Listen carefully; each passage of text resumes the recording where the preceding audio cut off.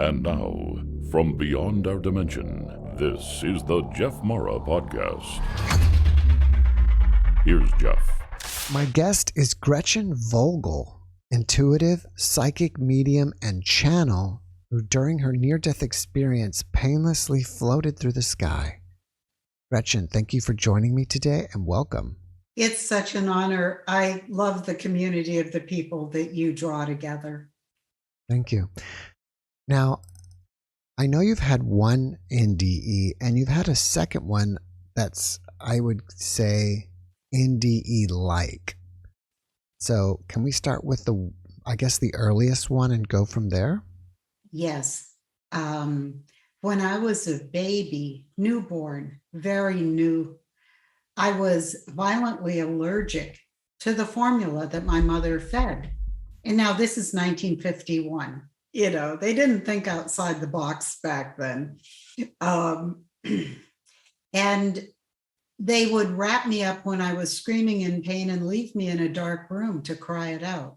And that was the way she dealt with this. And I vividly remember being out of my body almost as soon as I was in my body, in a golden sphere.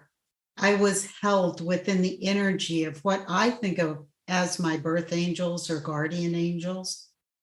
And it formed a sphere, and I was out in the sphere. And so I was going back and forth as a tiny baby a lot. I have no number of how many times, but because I was in such horrendous pain, I was out of my body a lot. Now, there could be two interpretations of this. You could be like, well, nowadays, you know, a mother would try and feed the baby something else. But it really was a blessing to me because that familiarity with the angelic energy and feeling safe and protected and enclosed has carried all my life with me. And that's why we have to begin with the guardian angels forming a sphere around my consciousness. Did you recount these memories at a certain time in your life later? Like they all came back to you as a download? Well, in my practice of being a medium and a channel and a mystic, used the same, or experienced, I can't say I used it because I don't think we direct what's happening, but I experienced this same sphere of golden light, which carried me into other realms of existence. And so the familiarity with that was what made a lot of my work possible. All right. As I mentioned, you had another near-death experience. Can you tell us about that one? Yes, in 2008, I had a benign tumor that ruptured on my kidney. My husband is a funeral director, and he was out on call that night, and a little voice said to him, I think I better go back and have coffee with Gretchen, before I start my day. And so he came home, which was a really good thing because I had crawled to the bathroom to vomit out of bed, but I couldn't get off the floor. I couldn't do anything else. And the pain was bewildering. I was bewildered. I didn't know what to do. Normally, some information would come to you, well, drink some water or, whatever. But I was completely engulfed and bewildered by this pain. I couldn't reach the telephone. We had landlines here. I was upstairs in the bedroom. The cell phones weren't there. And I wasn't too worried about dying, but I didn't know what to do about the pain. So my husband came home, called the ambulance. I was so embarrassed because I didn't have a lot of clothes on, and I really didn't want our ambulance is very local because we're in a small area. And it was like, oh man, this is really embarrassing. And all I could scream was help. I was screaming, help, help, help me, help me, help me, over and over and over again. So they carried me down the stairs and put me in the ambulance.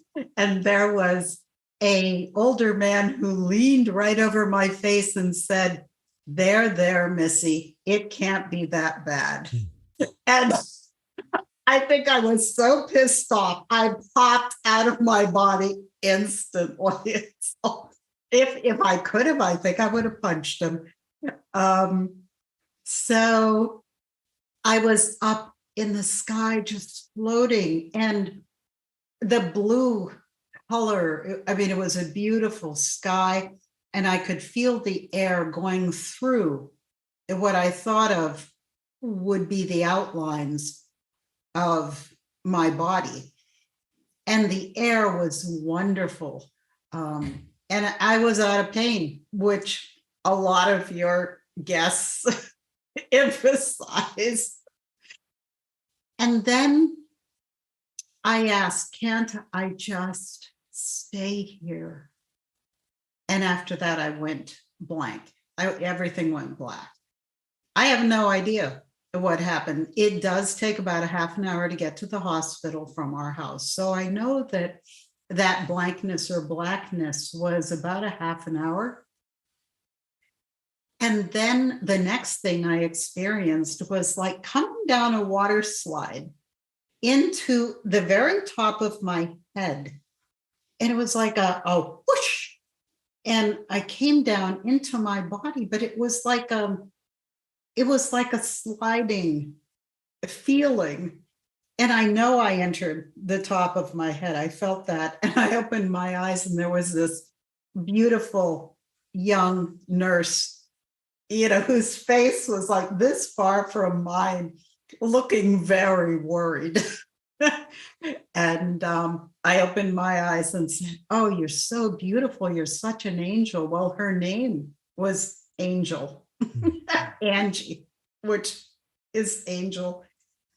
And, I had operations and all that to address the issues. But that was the second experience. Was all your anger at that man gone once you were out of your body? Yes. Yeah. I think I might have formed a resentment about that. But I can dissolve that by forgiving him. That's a very good reminder. Thank you very much. We are responsible for our own resentments. Now, when you were up above your body, did you happen to look down and see it? No, but I knew where the ambulance was. And I was up in the air when the ambulance left our driveway. And I knew when the ambulance got to, one of the bigger roads and really speeded up. And I knew, I had a feeling for where the ambulance was before I blanked out or blacked out. And it's ironic to think of blanking or blacking out in your consciousness out of your body, but that's what happened. And I've never asked where I was, what that was. It's never occurred to me to ask. Do you think that possibly you weren't allowed to remember what happened? That's possible, but since I consciously surfed the world of spirit as a medium, I've spent my whole life doing that. You'd think there'd be some memory of that, but I really don't have a memory of that. When you were sliding down the slide back into your body, did you happen to see anything before you entered your body? It seemed like color came back just about when I had remembrance as you're asking that. That's what I love. Your questions are so great. The color, there was something about color just as I was entering. So the water slide seemed colorful to me. And entering, I was still aware of color. In the beginning, I mentioned that you're a psychic medium. Do you think you got this ability either from your first out-of-body experience or your second one? Well, it's come through in the information that I had planned this lifetime. And so the experiences that I had as a young child of complete rapture when I was out in nature, and I had to ask later, it's like, what was that? It was such bliss, it was such rapture. And this was before I went to school. And the answer many, many decades later was that all of my vehicles were vibrating in the same frequency. And that was what that feeling was of rapture. And I was an incredibly religious child. I loved God the way I love trees and pets and weeds and flowers. To me, that it's the love just is what this is all about. And I went to parochial schools all my life. I didn't click with the judgment part of it. And the metaphor of a man, a male, a priest being in between you and your spiritual experience. I guess I have a problem with men. But and I didn't really plan on being a psychic. That wasn't in my consciousness at all. I come from an extremely scientific family. One is a doctor of geology, one's a doctor of astrophysics. My father was an engineer, and here I am, this unbelievably crazy, sensitive, expanded. I mean, I could just feel everything. And I believe that happened because of my baby experience of coming and going so much, that I had always experienced myself as my energy field was really big. And so I was so uncomfortable around conflict and strife. And I felt all the emotions in my household. And, you can't fix it. You can't really do anything about it. So there's sort of a plus and minus to being extremely sensitive. And I had that right from the get-go. I've often joked and said, I think I would have been a multiple personality if my angels hadn't held my consciousness together in these experiences. But I can't know that. It's just sort of what I wonder. And then there really was challenges. We all have challenges. We all suffer here. It's innate in the physicality. And so the evolution of my work, which I had a psychic tell me that I was psychic when I was 20, and I'm going like, yeah, right. Mm-hmm. I had no reference points for that. So I went to the library and I looked up in the spiritual, it probably wasn't called spirituality, it was probably religion. And I found Taylor Caldwell, who wrote about her own past lives in fictional form. And Jane Roberts, the Seth books. And I devoured those because I thought, wow, I just didn't know anything, not in the story of Gretchen. I didn't know what being a psychic would even mean. I think I would have had a happier childhood if I'd not been so sensitive. Can you tell us about some of your very first psychic experiences and how you understood that you are a psychic? Well, I was praying for people who died. That is very much a Catholic thing. I mean, they should be praying for us, not the other way around. But we're still in the tough place. They're doing just fine. But when I was praying, particularly my paternal grandmother, I would pray for her, and she seemed to be there with me. And I started to sort of see in my imagination her talking to me and telling me things. And about this same time, the psychic who told me I was psychic called me up and said, I need you to help me find my cat. And I said, well, why do you think I know where your cat is? And she said, oh, you're going to help me. So I asked my paternal grandmother, who loved kitties, where Kathleen's cat was. And the very next morning, I went to the closet for something, and this pillow jumped into my hands that was a cross stitch of a Siamese cat. I thought, that is really strange. It's like, did my grandmother, I didn't even remember having this pillow. And I think my grandmother might have given it a little nudge. Or maybe it wasn't there. Who knows? No, I think it was there. And then I walked outside, and I had huge catnip bushes for my own kitties. And I spaced out, but I'm stroking this catnip bush. And then later that day, Kathleen and I went up to Maine. She really felt that her cat had gotten out at a campground, but she didn't know which campground.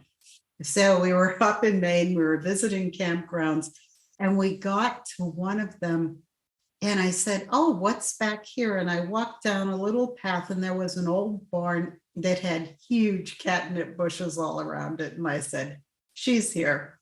So Kathleen left an article of clothing. We went out and bought some cat food and put some cat food in this old barn. It wasn't really connected with anything. It was pretty in shambles.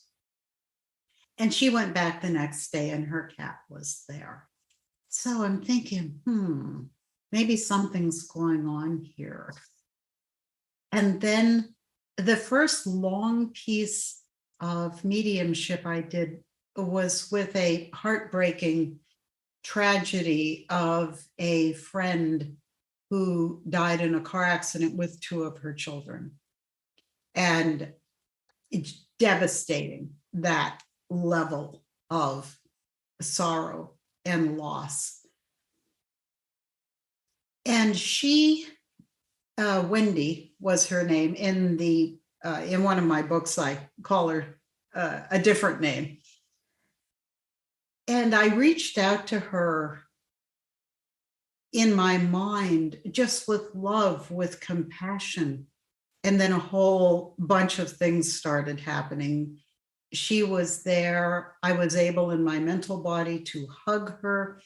And as soon as I made contact with her, it was like we were falling in time. And I did a past life reading within the mediumship of who she was in an African lifetime. She was a warrior a woman who could not have children because of her status, because of her, I guess, work in that lifetime. And so her devastation at being separated from these children, because two of her children were still alive. Anyway, I thought, wow, this is really weird. And I sent the transcript of that ultimately to her husband, who was also a friend, and he gave it to Wendy's mother. And Wendy's mother said, yes, this feels exactly right to me. And so I began to think, well, maybe something's happening here, but yet still just playing with, well, not playing, because these are incredibly tragic circumstances. Oh, and then at one point I read the Course in Miracles, every single word. And that book is like a meditation in itself. And it was after reading the Course in Miracles that things really ramped up, that I was able to ask a question and then travel within this golden sphere to the other levels of reality or experience. I mean, I didn't even have names for these places. Download information. And when I'm in a deep trance, I have no idea what's going on. You know, I'm my voice, well, I couldn't early on make the connection between what I was seeing and then the speaking voice. So it was some time I was having these experiences, but I couldn't bring them back with me because I couldn't speak. I couldn't make that connection in my mind somehow. And then I eventually did. How do you go into a trance?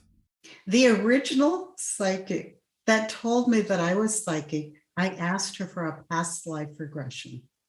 And I still use the same model that she did to regress me, which is to imagine a warm breeze flowing right through my physical body, carrying away any thoughts or concerns, filling my body up with starlight energy, imagining a very small image of myself in the center of my brain, and imagining an open flower that I'm sitting on in the center of my brain. And that's where I say my prayers, dedication, requests, ask my questions. If I'm doing mediumship, I ask for protection on everybody concerned with this opening and communication.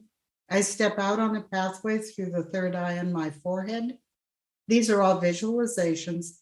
My angels surround me and I ask to go to a place where I can be with the person that I'm asking to be, or with the person or entity, archetype, or teacher that can answer the question that I have. So that's my process. And then it's important to come back along the same path and energy into the center of my mind and completely come back into my body. So that's the short version. And I was taught that by the original Kathleen psychic person. I took a look at your YouTube channel, and one of your videos is titled "Even Psychics Need Proof." Can you tell me about that? Yes. You know, I think this is from coming from a very scientific family. And believe me, they don't, as my physicist brother says, I don't speak woo-woo. And I said, well, that's okay. I don't speak physics. You know, so I was like the ugly duckling in the family, but yet I loved mediumship because it was either going to be true or it was not, because I always ask for something I cannot know. The proof is in the pudding. You know, for me, I wanted proof. And so the small details that they show me now, I travel to the deceased. I travel to different experience levels to meet with the people that I meet with. Occasionally, somebody will be in the same location with me. But that particular video was about a dog from India. Okay, so I get an email from somebody who wants me to connect with their dog who had just died. And he was very sad. And I said, well, okay, sure, I'll give it a shot, you know, not thinking much of anything was going to happen. And so I opened in meditation, and the dog was sitting with me. I mean, very close. I didn't even really leave. So the dog started visualizing to me, communicating where her ashes were, what else was on the altar with her ashes, that her toy box was near that altar, that there was one toy that didn't fit. I couldn't tell what it was. She showed me her laying on a concrete balcony overlooking treetops, which I thought was a very strange detail. She showed me her collar, yeah, which was kind of unique. Now, mind you, this is a dog from India. I could not, I couldn't make this stuff up, right? There was more information. The dog relayed about how the mother had gotten sick and the sister came home to take care of her. So it was kind of an elaborate story. And I typed out the transcript and I sent it to the man in India, and he sent me back photographs of what the dog had showed me. And it was then that I said, okay, something is happening. Because I wondered, if I was remote viewing, could I be reading the mind of the deceased? Could I be reading the mind of the living? You know, I mean, I questioned how this worked, you know, but it really was the dog from India that completely convinced me that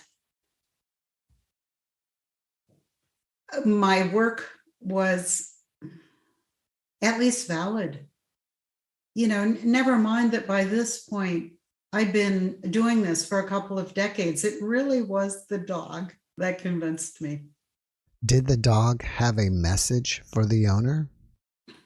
Well, it was basically that the dog forgave him for not being there when the dog died, because the mother had let him know that the dog was sick.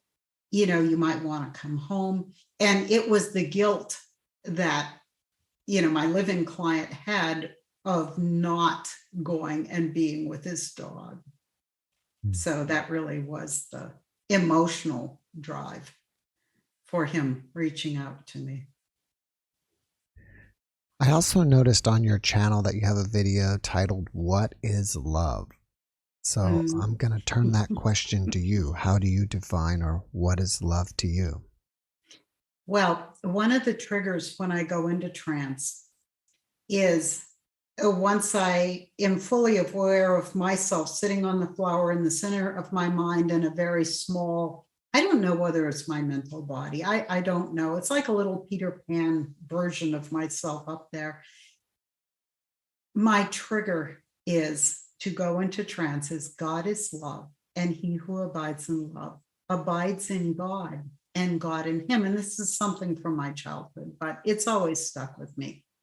So in a meditation with the consciousness of the sun, I asked, what is love? And the information came that love is the perfect organization of energies, that love is the harmonious orchestration of energies. And I thought that was just really beautiful. When I started to have big questions, I mean, I had questions, you know, a lot of the guests on your show have know that, you know, you get to this level out of our experience, out of our story, and you can access tremendous information.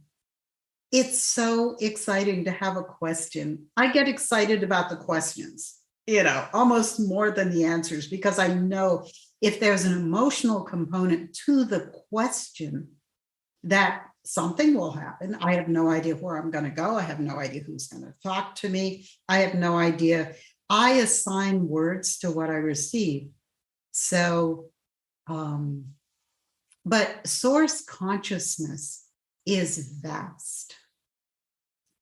And source divides itself in an individuation process so that source can see itself. Pure consciousness cannot see itself. And that's what we're doing. That's what existence is. We reflect back to pure consciousness, our experience. And that is how Source not knows itself, because there isn't an it, but we reflect experience back to the vast consciousness that we come from. And that's the simple answer, the short answer. One of your books is titled Choices in the Afterlife. Mm-hmm. What are our choices in the afterlife? Well, choice is all we're working with here in life. People have asked me, why do we suffer? And it's so that we can make choices within that situation. Choices are the possibilities that are open to us, and choice is the mechanism that we direct our life. So choices really is a big deal. But as we leave our body, there are certain choice points that we experience. When we leave our body, we stay near the earth. We're perfectly capable of making the choice to stay near familiar people, places, and things in order to get our sea legs, in order to orient ourselves, in order to start to process being in a new state of awareness. The tunnel experience is after that. In my book, I describe the levels of experience that we can choose, but somebody could jump right from out of body to ascension, which is moving beyond our solar system into the greater realities. That's what ascension is. But in my book, I just take people step by step by step. So after the near Earth deceased experience, we can choose experience in healing levels. And the healing levels have gradients from milky white, comfortable, like being wrapped in a warm blanket, to spray paint sprayed in the light, colorful, the healing levels. And we draw that healing energy down. People who practice Reiki, when we pray for somebody, we're often transmitting that healing energy to a situation. So we're not unfamiliar with this yet. And we come down through these levels of experience.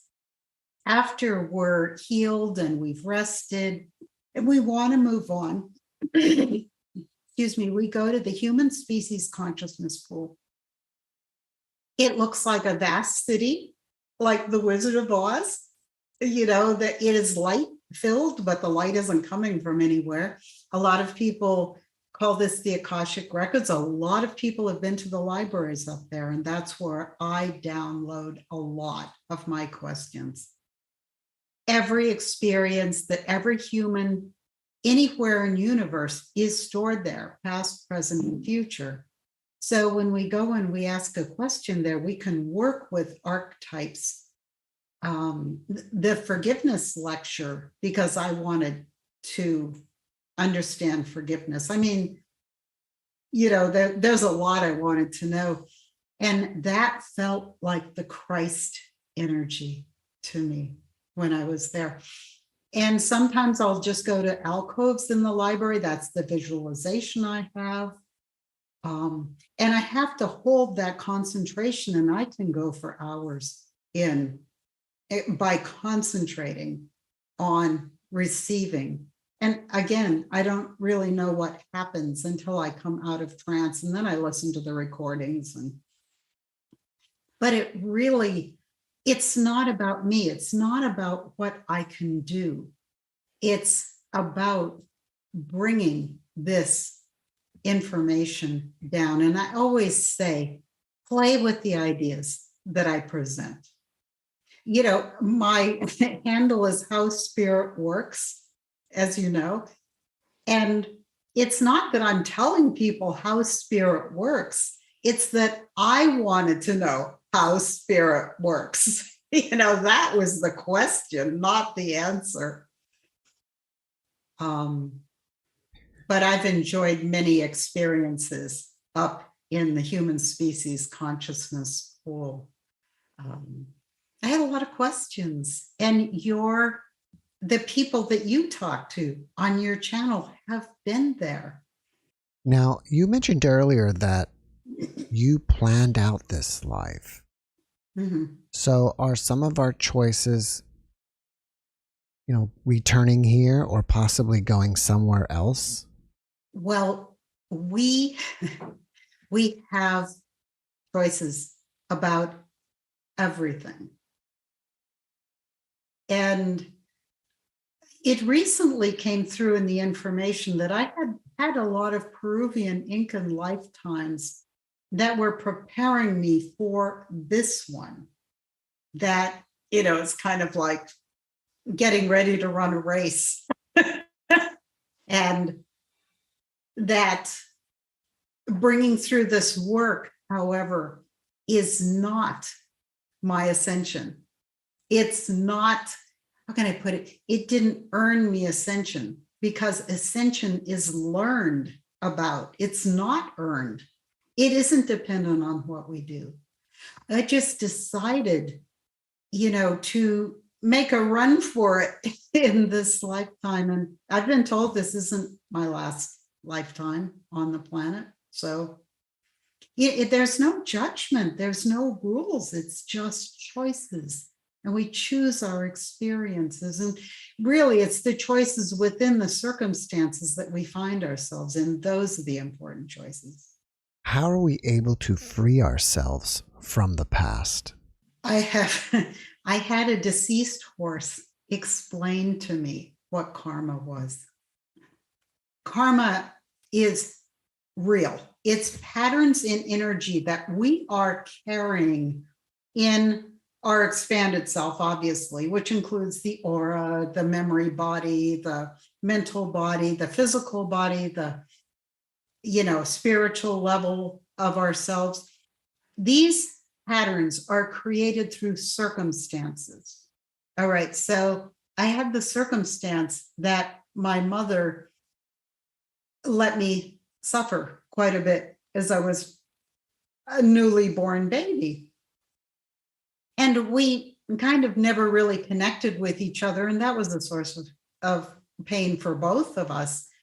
So I had a huge wound of not really being mothered the way I thought I should be mothered, right? And so the way I thought about the circumstance of my birth and my early years and my childhood either reinforced the original wounding until this deceased horse of mine came and explained karma to me, what it was and how we can work with these patterns to, we created them with our thoughts and feelings out of the circumstances that we experience, and we can dissolve them. We can heal them primarily through forgiveness. But there's other ways. And I have a whole big series on karma because I think it's very misunderstood. It's real, it's energy, it's energetic, and it's a pathway to healing that I think might be pretty accessible for people. What can you tell us about humanity and about experience and about experiencing life as a human? Thanks for asking. Humans volunteered to be the species here that carried the equal ability to create and destroy. We have that within us. So we have the equal ability to self-destruction is also a big part of that. All the way, from the micro to the macro of war. As, where do I want to go with this? Opposites are the engine to the universe. Light, dark, heat, cold, gravity, my brother could tell me, the physicist could tell me a lot more about this. But there's always opposites in order to drive all that is. So here we are as a species that is carrying the law of opposites within us. And we can choose either to learn and increase knowledge here by striving for excellence, is what I've been told, or by wasting our time in life. And again, that sounds like judgment, and there is no judgment, but we always have the choice. Where are we going to climb the spiral of knowledge, or are we going to descend into the lower realms? And every experience level is to and through every other experience level. So I know that a lot of people don't believe that there are lower experiences, but when you're caught up in an addiction, that's a lower level of experience than somebody who is cultivating happiness. And it's all about choices. It's all about choices. Do you feel that everything is energy? Yeah, I feel everything is energy. When a lot of other people have shared that they have seen the world around them as if it's made out of starlight. And I think that's how we see our world, as energy. So when I knew that I could ask questions, I thought, who do I want to talk to? Who do I want to talk to? Okay. Buckminster Fuller. I really wanted to chat with him. And I have some information that came through with him as a representation. So am I literally with Bucky Fuller? I trust that I am. You know, Beryl Markham, Socrates, Keith Haring. I had an eclectic group that I really wanted to talk to. But something else has evolved in my work that I'd like to mention, because some people may not understand what's happening when it happens to them. And what it is that our deceased loved ones can actually use our eyes and our ears to experience, to see this sensual, it's not complete, but it started happening to me. And I'm going, oh, this is kind of weird. When it's happening, it's like your vision is like super, super, super acute. Your hearing is incredibly acute.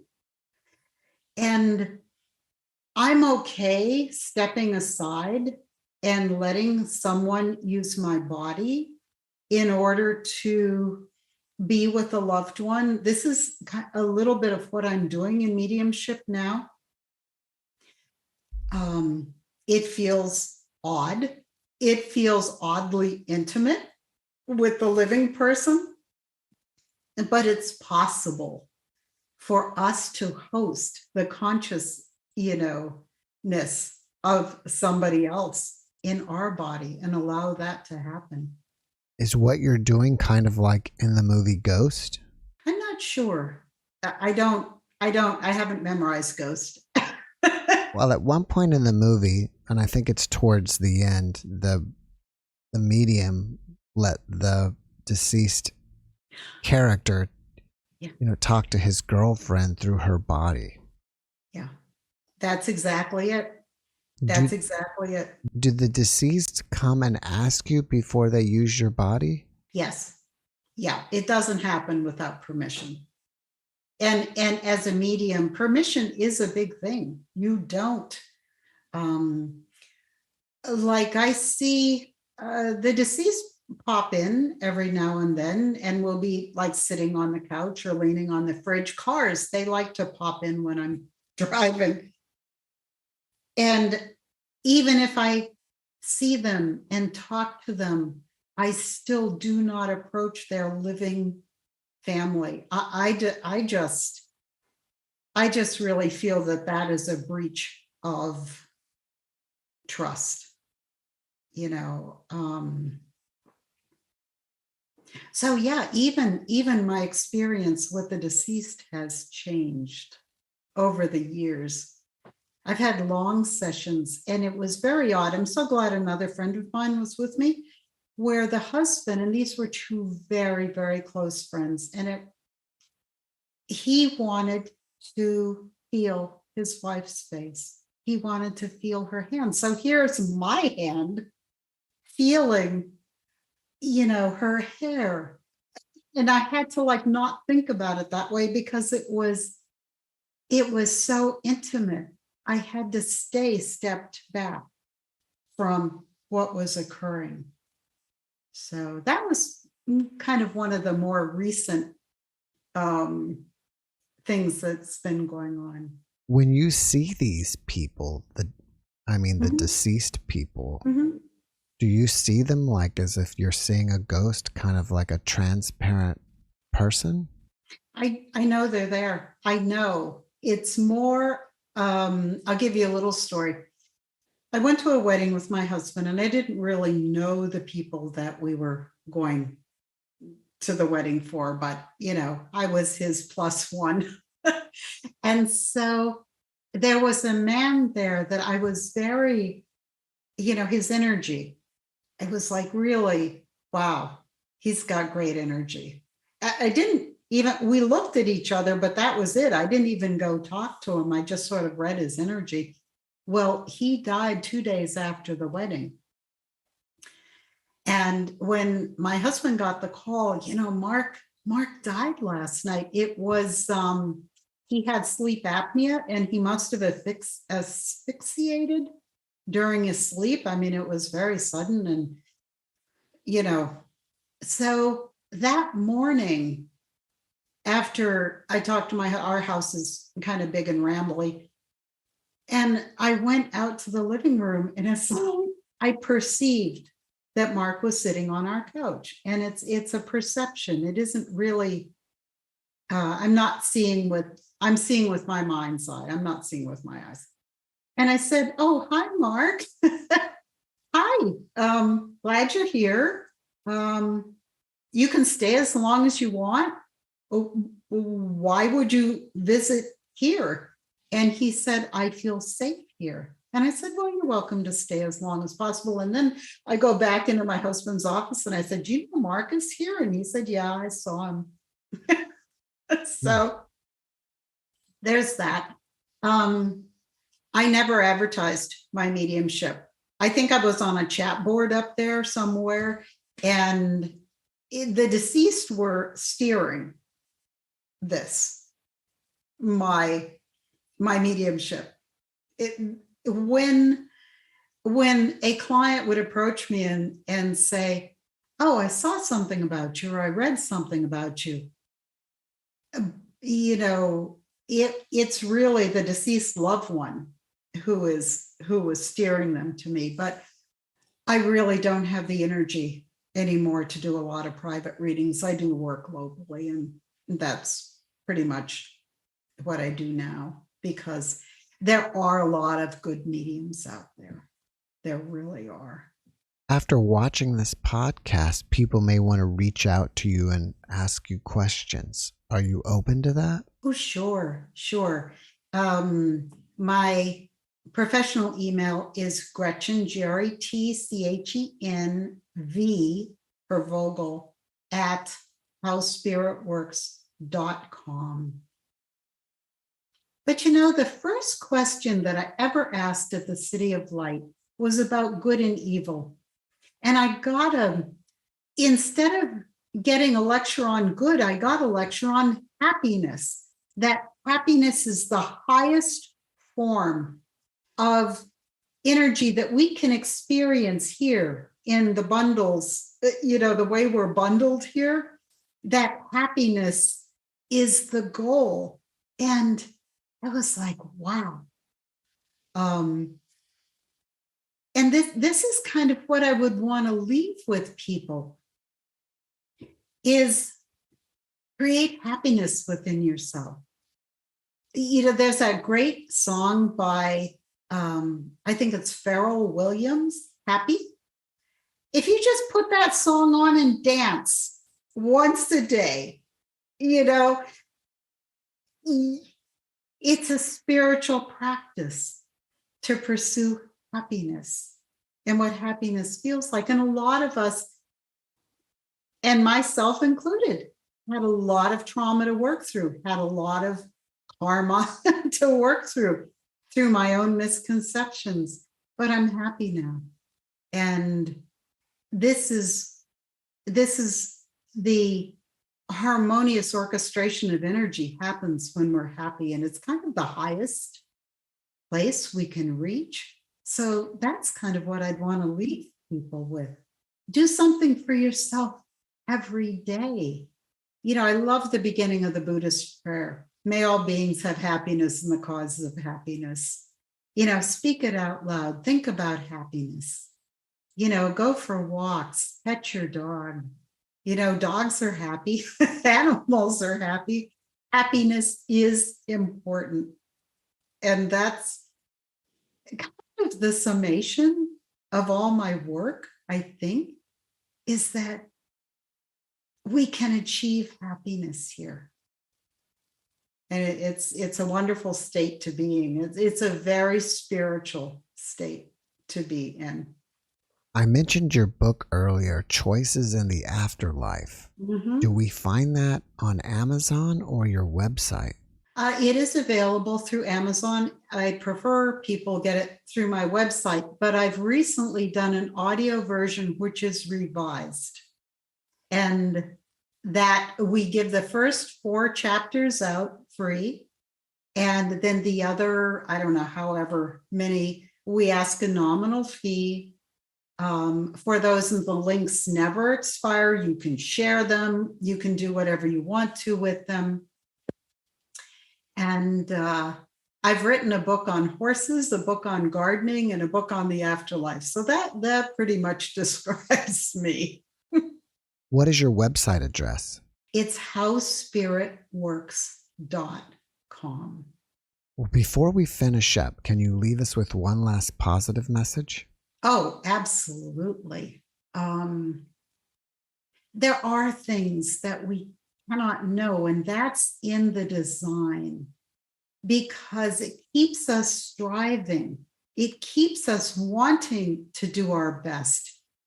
It's called the mystery, but there always has to be something left unsaid, something left unknown, so that we can reach and expand ourselves. I know I've worked with what is commonly referred to as ETs, and they have to put on this appearance of that won't scare me. But the proof is always in the pudding, So there's more, there's just more to our experience than the story that we have this time. And I just encourage people to keep exploring. And your podcast is a great place to explore, I have to say. It's great work. You mentioned ETs, and before we go, what kind of contact have you had with them? When I've asked a question and I'm surrounded in this sphere and I go to different energy levels, I know I'm going beyond our solar system, which is not super comfortable. It is it's funny. It's so black and yet so not a void. I think one of your other guests described it, and it almost has a sound that's sort of metallic, that's sound but not sound. And you go through that experience. And I always ask for a scene, a place, or a platform. And the ETs, I'm like, I can't deal with you looking like that.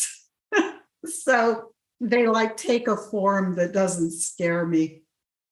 Sometimes it's a rock, a beautiful rock that is projected to me.